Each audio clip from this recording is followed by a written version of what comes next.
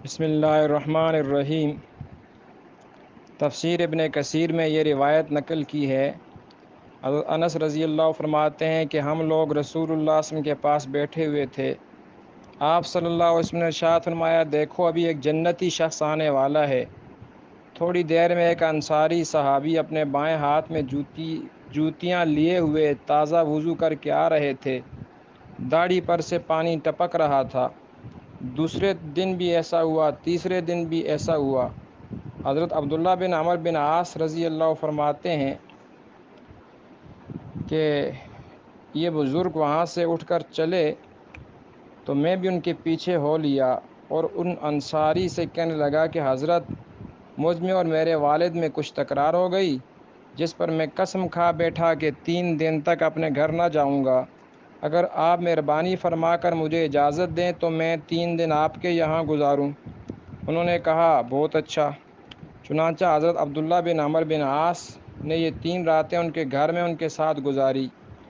دیکھا کہ وہ رات کی تہجد کی لمبی نماز بھی نہیں پڑھتے، صرف اتنا کرتے ہیں کہ آنکھ کھلتی ہے تو اللہ کا ذکر اور اس کی بڑائی اپنے بستر پر ہی لیٹے لیٹے کر لیتے ہیں، یہاں تک کہ صبح کی نماز کے لیے اٹھتے ہیں۔ تو ہاں، یہ ضرور بات دیکھی کہ میں نے ان کے منہ سے سوائے کلمہ خیر کے اور کچھ نہیں سنا۔ جب 3 راتیں گزر گئی تو مجھے ان کا عمل بہت ہی ہلکا محسوس ہونے لگا۔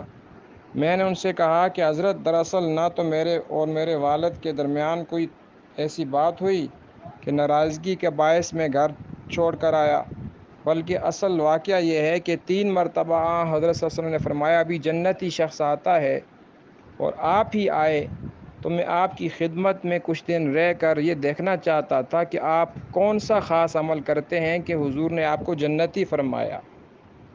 تو اس لیے میں نے یہ عمل کیا، یہ کام کیا کہ 3 دن آپ کے ساتھ رہ کر دیکھوں، لیکن مجھے کوئی خاص عمل تو نظر نہیں آیا۔